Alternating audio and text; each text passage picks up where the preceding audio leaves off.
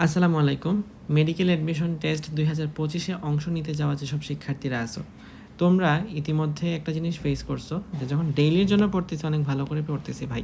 কিন্তু যখন উইকলির জন্য পড়তেছি তখন আর ওইটা ডেইলির জন্য যা পড়ছিলাম ঠিকভাবে মনে থাকে না। বা উইকলির জন্য হয়তোবা তোমার মনে থাকে কারণ ৩-৪ দিন আগে পড়ছিলা। কিন্তু যখন সেই উইকলিটা মান্থলিতে গেছে, মান্থলিতে গেলেই ঝামেলাটা হয়ে যায়। তখন আর কিছু পড়তে পারি না বা মনে থাকে না। ১ মাস আগে যেটা পড়ছিলাম ওইটা তো আর এখন স্মৃতিশক্তিতে নাই। মান্থলিতে তো অত বেশি অসুবিধা হয় না। সেটা যখন পেপার ফাইনালে আসবে তখন আরও বেশি ঝামেলা হয়। একদিনে ১০টা অধ্যায় বা বায়োলজির ক্ষেত্রে ১২টা অধ্যায় শেষ করতে হয়। আবার পেপার ফাইনাল থেকে যখন সাবজেক্ট ফাইনালে যাবা তখন কিন্তু আর অত টাইম থাকে না। সো আলটিমেটলি তোমার সবচেয়ে বেশি ঝামেলা হবে এই যে রিভিশন দিতে পারা, এবং সবচেয়ে যদি কম সময়ে তোমাকে কেউ গুছিয়ে দিত দেন তোমাকে তোমার কম সময়ে গুছিয়ে দিতে পারা, এইটাই হচ্ছে শেষের দিকে। অনেক স্টুডেন্ট থাকে উইকলিতে পাইতো ৮০, ৮৫, ৯০, পেপার ফাইনালে গিয়ে পায় ৫৫, ৬০, ৬৫। তার মেইন রিজন হচ্ছে এই যে কুইক রিকেপ। এই কুইক রিকেপটা কীভাবে দিবা সেটা আমি ভিডিওতে আলোচনা করব। এবং কুইক রিকেপ আমার হচ্ছে একটা প্রোগ্রাম যেখানে আমি প্রত্যেকটা চ্যাপ্টারকে ১৫ মিনিটে বা ১০ মিনিটের মধ্যে শেষ করে দেওয়ার চেষ্টা করব। তো চলো আমরা স্টার্ট করি আজকে পরিমাণগত রসায়ন। পরিমাণগত রসায়ন এখানে একদম শুরুতে আলোচনা আছে অ্যাভোগাড্রো সংখ্যা, কিন্তু মনে রাখতে হবে যে অ্যাভোগাড্রো সংখ্যাটা দিছে বিজ্ঞানী মিলিকান, এবং মোল হচ্ছে মডার্ন কেমিস্ট্রিতে পরিমাপের একক এবং স্টয়কিওমেট্রি গণনার ভিত্তি। তো মোলের এখানে সূত্রটা দেখো, n = W/m = n/Na = Pv/RT VSTP/22.4 VSCTP/24.789 V liter into S = Q/EF IT/EF। That means তোমার এখানে কিন্তু একটা এক সূত্রের মধ্য দিয়ে পুরা মোল সংখ্যা দিয়ে যত ক্যালকুলেশন আসা সম্ভব সব কিছু এখানে সলভ। তারপর আসো কঙ্গাল সমীকরণ এবং সুষম সমীকরণ। এগুলো তেমন একটা লাগে না, জাস্ট আমি এখানে রাখলাম স্লাইডের মতো, তোমরা দেখে নিও। কঙ্কাল সমীকরণ মানে বোঝায় যেটা সমতাকৃত না, সুষম সমীকরণ মানে বোঝায় যেটা সমতাকৃত। এবং ওসওয়াল্ডের সমীকরণের এই যে সমতা, এটা একটু দেখে নিও কারণ ভার্সিটিতে একবার একটা পরীক্ষায় আসছিল এটা সমতাকরণটা। তারপরে সোডিয়াম অ্যাজাইড বিয়োজিত হয় নাইট্রোজেন গ্যাস উৎপন্ন করে। কপার সালফাইড থেকে কপার নিষ্কাশনকালে সালফার ডাইঅক্সাইড উৎপন্ন হয়। রকেটের জ্বালানি হিসেবে তরল হাইড্রোজেন এবং ডাইনাইট্রোজেন টেট্রা অক্সাইড এই দুইটা গ্যাস ইউজ করা হয়। এরপরে আমাদের মোল সংখ্যার হিসাব শেষ। দেন আসো ঘনমাত্রার ক্ষেত্রে। ঘনমাত্রার বিভিন্ন একক আছে, molarity, molality, normality, ppm, ppb, percentage. এর মধ্যে মোলারিটি যেটা, এটাকে আমরা প্রকাশ করি S দ্বারা, S = n/v লিটার। এখানে nটা হচ্ছে দ্রবের মূল সংখ্যা আর v লিটার হচ্ছে দ্রবণের মূল সংখ্যা। একক কি, এটার মোল, এটা লিটার, তার মানে mole per litre, that is molar.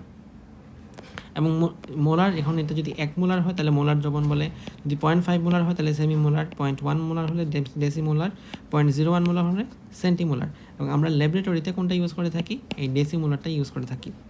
ওকে, তো মোলালিটি থেকে পড়তে হবে যেটা হচ্ছে দ্রবের মোল সংখ্যা নিচে দ্রাবকের ভর, এককটা হচ্ছে মোল পার কেজি। এবং এটা কিন্তু তাপমাত্রা নির্ভরশীল না, এটা নির্ভরশীল, এটা নির্ভরশীল, বাকি জিনিসগুলো তাপমাত্রা নির্ভরশীল হলেও তাপমাত্রা নির্ভরশীল না কোনটা, মোলালিটি তাপমাত্রা নির্ভরশীল না। এবং নর্মালিটির ক্ষেত্রে সূত্রটা হচ্ছে n = AC, অর্থাৎ তুল্য সংখ্যার সাথে মোলারিটি গুণ দিলেই নর্মালিটি পাওয়া যায়। তো ইন জেনারেল এর ভ্যালু যদি 1-এর চেয়ে বেশি হয় তাহলে n এর ভ্যালুটা অলওয়েজ s এর চেয়ে বেশি হবে, n এর ভ্যালুটা s এর চেয়ে বেশি হবে, বাট এর ভ্যালু যদি 1 হয় তখন এটা সমান হবে, এই জন্য n = s। তারপর আসো ppm এবং ppb, এদের সম্পর্ক আছে। আমরা যদি এক লাইনে বলি সব সম্পর্ক এখানেই solve. ppm = 10³ ms = 10³ ppb = 10⁴ into percentage. ঠিক আছে, তো এখানে পার্সেন্টেজ মানে কি, পার্সেন্টেজ মানে হচ্ছে আমার যে পার্সেন্টেজ হিসাবে ভ্যালুটা দেওয়া থাকবে, পার্সেন্টেজ হয়তো W/V দেওয়া আছে, এরকম কিছু একটা দেওয়া থাকবে। তো যদি 5% দেওয়া থাকে তুমি এখানে পার্সেন্টেজের জায়গায় 5 বসাবা, এই আর কি কথাবার্তা। তো এটা আমার গেল। তারপরে এখানে আরেকটা সূত্র যেটা হচ্ছে তুমি পার্সেন্টেজ থেকে কীভাবে মোলারিটিতে নিয়ে আসবে, কনভার্ট করবা। S = 10x/m। এবং মেডিকেলের জন্য বলে রাখা ভালো, যদি কোনো সময় রো দেওয়া থাকে আনসারের সাথে রো দিয়ে গুণ দিয়ে দিবা, শেষ, সোজা কথাই সলভ। এখানে কিছু ভ্যালু দেওয়া আছে সংখ্যাভিত্তিক, বইয়ের মধ্যে ইনক্লুড করা আছে, জাস্ট একবার স্ক্রিনশট নিয়ে মুখস্থ করবে। তারপর আসো 10% সোডিয়াম কার্বনেট, এর ঘনমাত্রা কত। 10% সোডিয়াম কার্বনের ঘনমাত্রা, জাস্ট এই সূত্রটা অ্যাপ্লাই করো, 10x/m, আনসার মিলে যাবে, শেষ। এরপরে এই এককের কনভার্সনটা দেখবা যে 1 ppm মানে কি, milligram per litre. Milligram per litre যে কথা, লিটার মানে তো কেজি, তাহলে মিলিগ্রাম পার কেজি সেম কথা। মিলিগ্রামকে যদি 10⁻³ দ্বারা গুণ করো মাইক্রোগ্রাম পাওয়া যাবে, লিটারকে 10⁻³ দ্বারা গুণ করলে মিলিলিটার পাওয়া যাবে। তাহলে 1 microgram per ml, 1 microgram per ml যে কথা, গ্রাম একই কথা, গেল। তারপরে মিলিগ্রামকে যদি তুমি 10 কিউব দ্বারা ভাগ করো, গুণ করো, তাহলে পাওয়া যাবে গ্রাম। এটাকে যদি 10 কিউব দ্বারা গুণ করো তাহলে পাওয়া যাবে মিটার কিউব। এভাবে আর কি একটা থেকে আরেকটা একক কনভার্ট করা যায়। দিতে পারে নিচের কোনটি 1 ppm সমান নিচের কোনটি সত্য, তখন এইভাবে তোমার এককটা কনভার্সন করাটা শিখতে হবে। দেন আসো দ্রবণ লঘুকরণ। এখান থেকে আমরা জানি V1S1 = V2S2। এখান থেকে ম্যাথটা দিতে পারে, ম্যাথ আসার সুযোগ আছে এখানে। এবং স্ট্যান্ডার্ড অবস্থায় আদর্শ HCl এর জন্য বা বাণিজ্যিক যে HCl থাকে সেটার জন্য ঘনমাত্রা কত, H2SO4 এর জন্য কত, NH4OH এর জন্য কত, HNO3 এর জন্য কত, এগুলো গ্রহসারে বই আছে, সংখ্যাভিত্তিক ইনফো মুখস্থ করতে হবে। তারপর আসো প্রশমন বিক্রিয়া। আমরা জানি স্ট্রং অ্যাসিড এবং strong base, strong acid weak base, week acid strong base, week acid weak base, এর বাইরে তো কোনো কিছু সম্ভব না। এই চারটা কম্বিনেশন সম্ভব। যদি দুইটাই স্ট্রং হয় তখন সব ধরনের নির্দেশক ইউজ করা যাবে এবং তার পিএইচ হবে 7, সাম্য ধ্রুবক 10^14। যদি স্ট্রং অ্যাসিড হয় তার মানে 7-এর চেয়ে কম হবে, ভ্যালু কত 5.27। নির্দেশক কি, সাম্য ধ্রুবক কি। উইক অ্যাসিড আর স্ট্রং বেস যদি হয় তাহলে স্ট্রং বেসের ক্ষেত্রে এখানে নির্দেশক কি দিবা এবং পিএইচ কত হবে, 7-এর চেয়ে বেশি হবে, দ্যাট ইজ 8.8। সাম্য ধ্রুবকটা হলো 1.8। দেখো এটার সাম্য ধ্রুবক যা, এটারও সাম্য ধ্রুবক সেম, দুইটা সেম। আর যদি উইক অ্যাসিড উইক বেস হয় তখন তো কোনো ধরনের বিক্রিয়া ঘটবে না, জাস্ট এখানে এটা পড়ে রাখতে পারো, অত ইম্পর্টেন্ট লাগবে না। তারপরে আসো জারণ সংখ্যা। জারণ সংখ্যা বইয়ের মধ্যে একটা কথা লেখা আছে যে ম্যাক্সিমাম জারণ সংখ্যা গ্রুপ নাম্বারের চেয়ে বেশি হতে পারে না। এটা কথাটা আসলে কেমিস্ট্রির দিক থেকে সাইন্টিফিকলি কারেক্ট না। ম্যাক্সিমাম কারেক্ট জারণ সংখ্যা ভ্যালেন্স ইলেকট্রন বা যোজ্যতা ইলেকট্রনের চেয়ে বেশি হতে পারে না। এটা হচ্ছে নিচের লাইনটা হচ্ছে অ্যাকুরেটলি কারেক্ট, আর উপরের লাইনটা বইয়ে দেওয়া আছে তাই এখানে লিখে দিচ্ছি, ঠিক আছে। এবং জারণ সংখ্যা যারা গ্রুপ 1-এ আছে তাদের জন্য 1 হয়, 2-এ যারা আছে তাদের জন্য 2 হয়, যারা 17-তে আছে তাদের জন্য 1 হয়। তো এখানে জারণ সংখ্যা নির্ণয় করা আশা করি পারো, এখানে আমি দেখাচ্ছি না। কিছু এক্সট্রা ব্যতিক্রম ধর্মী জারণ সংখ্যা আছে যাদের জন্য তোমার মুখস্থ রাখতে হবে যে এটার জন্য জারণ সংখ্যা কত, ওটার জন্য কত, এটার জন্য কত, এইটা আমাদের লাগবে।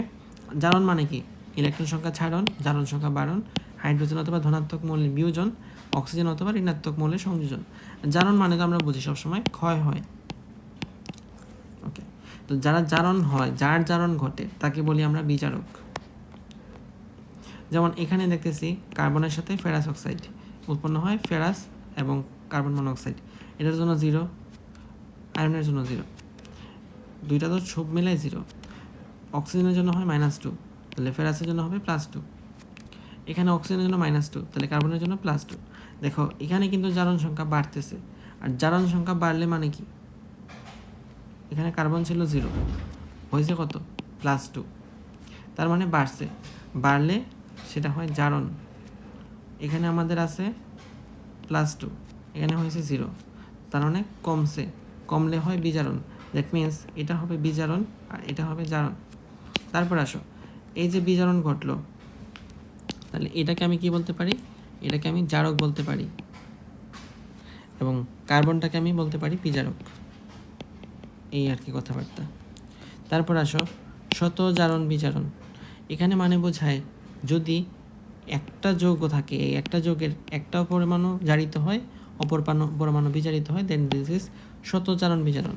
আর যদি একই পরমাণু একবার জারিত হয়, একই পরমাণু একবার বিজারিত হয়, দেন দিস ইজ অসামঞ্জস্যতা। জারণ বিজারণ দুইটা ভিন্ন যৌগ থেকে আসছে, কিন্তু আলটিমেটলি যে রেজাল্ট পাওয়া যায় সেটা একটা কমন রেজাল্ট পাওয়া যায়। অর্থাৎ জারণ এবং বিজারণ দুইটাই ঘটছে, ঘটার মাধ্যমে শেষ পর্যন্ত যে রেজাল্টটা পাওয়া গেল, জারণ বিজারণের ফলে একটা কমন উৎপাদ পাওয়া গেছে। যেমন এখানে সালফারের জারণ ঘটছে, এই সালফারের বিজারণ ঘটছে। সালফারের জারণ এবং সালফারের বিজারণ দুইটার মাধ্যমে আলটিমেটলি কী পাইছি আমি, সালফার পাইছি। আর ক্লোরিন বিরঞ্জন বিক্রিয়া আছে, বিরঞ্জনগুলো এখানে মুখস্থ করতে হবে, ব্যবহারগুলো। এইটা হচ্ছে এখানে দেখানো আছে 1, 2, 5, 6, এই বক্স এবং এই বক্সটা মুখস্থ করবা। এখানে আমার এই 1 আর 4, এখান থেকে এই যে এই বক্স আর এই বক্স মুখস্থ করবা। যদি পুরাটা মনে রাখতে পারো খুবই ভালো হয়, খুবই ভালো হয়, অনেক ভালো হয়। আচ্ছা, জারক বিজারকের লিস্ট আছে বইয়ের মধ্যে, তো জারক বিজারকের লিস্টটা মুখস্থ করতে হবে, এটা মেডিকেলের জন্য একটা ভালো জায়গা, পরীক্ষার টিচাররা দেখলে দিয়ে দিবে। তারপর আসুন নির্দেশক। নির্দেশকের মধ্যে সর্বজনীন নির্দেশক আছে, যেটা PH 1 থেকে 12 যে কোনো ক্ষেত্রে কাজ করে। সর্বজনীন নির্দেশক হচ্ছে ইয়ামাদা নির্দেশক, 4টা নির্দেশক মিলে ইয়ামাদা নির্দেশক বানানো হয়। তারপরে আসো এই যে বক্স, এই বক্সটা তোমার ভালো করে পড়া লাগবে। এটা তো আর ডিটেলস ক্লাস না, ডিটেলস ক্লাস এটা হচ্ছে ট্রিক্স দিয়ে দিয়েছিলাম। সো এখান থেকে শুধুমাত্র জাস্ট মানে সবই লাগবে আর কি কথায়। এটা খুব ভালো করে মেমোরাইজ করা লাগবে। কোয়েশ্চেন দেখলে যাতে একদম নির্দ্বিধায় কোনো কনফিউশন ছাড়া আনসার করতে পারো। ওকে, তারপরে এখানে গুহ স্যারের বইয়ের মধ্যে কিছু জারণ বিজারণ নির্দেশক আছে। এতক্ষণ যা পড়ছে সেটা ছিল অ্যাসিড ক্ষার নির্দেশক, আর এটা হচ্ছে জারণ বিজারণ নির্দেশক। তো এই বক্সটা একটু মুখস্থ করতে হবে। তারপরে যাই টাইট্রেশনের ক্ষেত্রে। টাইট্রেশনে আমরা দুই ধরনের দ্রবণ নিই, একটা জানা ঘনমাত্রার আর একটা অজানা ঘনমাত্রার। জানাটাকে নিই বলি প্রমাণ দ্রবণ, যেটাকে নিয়ে থাকি বুলেটের মধ্যে। অজানাটাকে নিয়ে থাকি কনিক্যাল ফ্লাস্কের মধ্যে। এক্সেপশন আছে একটাই, প্রমাণ সোডিয়াম কার্বনেট। প্রমাণ হওয়া সত্ত্বেও সেটাকে আমরা কনিক্যাল ফ্লাস্কে নিই। আর আছে পিপেট। তো আমরা যদি এটা একটা এক্সাম্পল জাস্ট বইয়ে লেখা আছে, সোডিয়াম কার্বনেট এবং HCl এদের জন্য আমরা কোন ধরনের নির্দেশক ইউজ করব? মিথাইল অরেঞ্জ ইউজ করব। আয়োডিমিথি এবং আয়োডোমিথি। আয়োডিমিথিতে থাকে আয়োডিন ডিরেক্ট, এবং আয়োডিনটাকে এখানে প্রমাণ দ্রবণ হিসেবে নেওয়া হয়।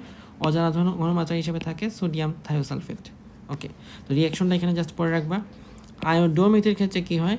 আয়োডাইড আয়ন নেওয়া হয়, ডিরেক্ট আয়োডিনটাকে নেওয়া হয় না। তাহলে এখানে প্রমাণ ঘনমাত্রার দ্রবণ হচ্ছে সোডিয়াম থায়োসালফেট।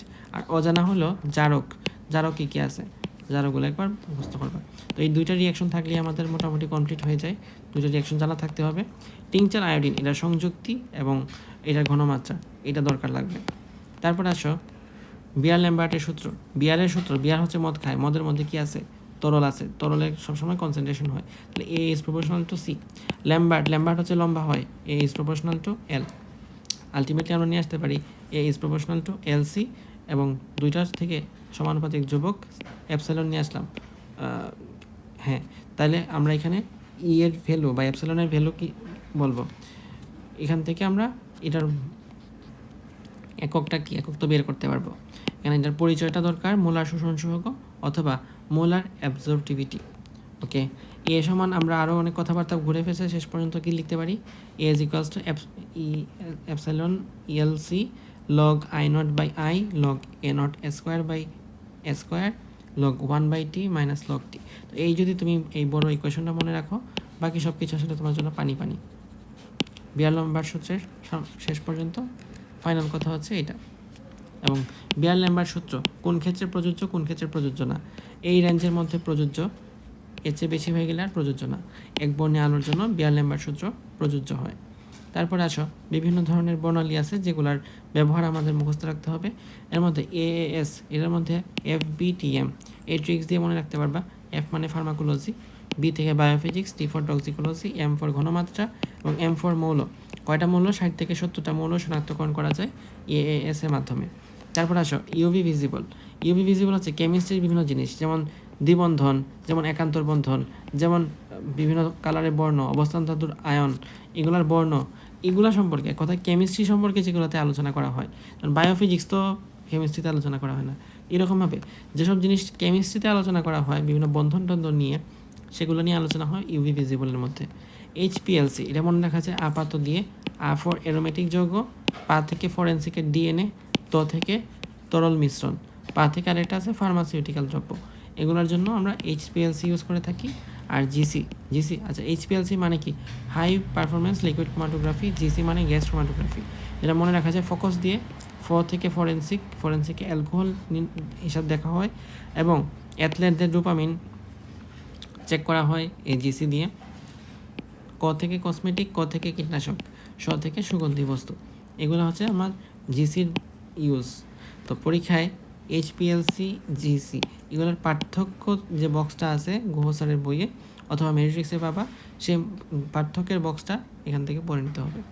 এই আর কি কথাবার্তা। এবং last but not the least, আমাদের ইউভি ভিজিবলের মধ্যে ইউভি আলোর উৎস কোনটা, ভিজিবল আলোর উৎস কোনটা, এটা লাগবে। আর লাস্টে ক্রোমোফোরের জন্য ক্রোমোফোরের আলোচনা লাগবে। ক্রোমোফোর কারাকার, কোন কোন আয়ন, যেমন NO2 আছে, NO আছে ইত্যাদি। আর বেনজিনের যে বেনজিনের ল্যামডা ম্যাক্সটা লাগবে। এখানে ক্যারোটিনের ল্যামডা ম্যাক্সটা লাগবে। এই আর কি আমাদের এই অধ্যায় থেকে এতটুকুই ছিল। তো যদি ভিডিওটা ভালো লাগে অল্প সময় রিভিশন দেওয়ার জন্য, তাহলে অবশ্যই সাবস্ক্রাইব করে নিও, ভিডিওটা বন্ধুদের কাছে শেয়ার করিও। আর এই ভিডিও সম্পর্কে আরও ডিটেলস প্রোগ্রাম নিয়ে আলোচনা আছে এই ভিডিওর কমেন্ট বক্সে, সেখান থেকে একটু দেখে নিও। সবার জন্য শুভকামনা। আসসালামু আলাইকুম।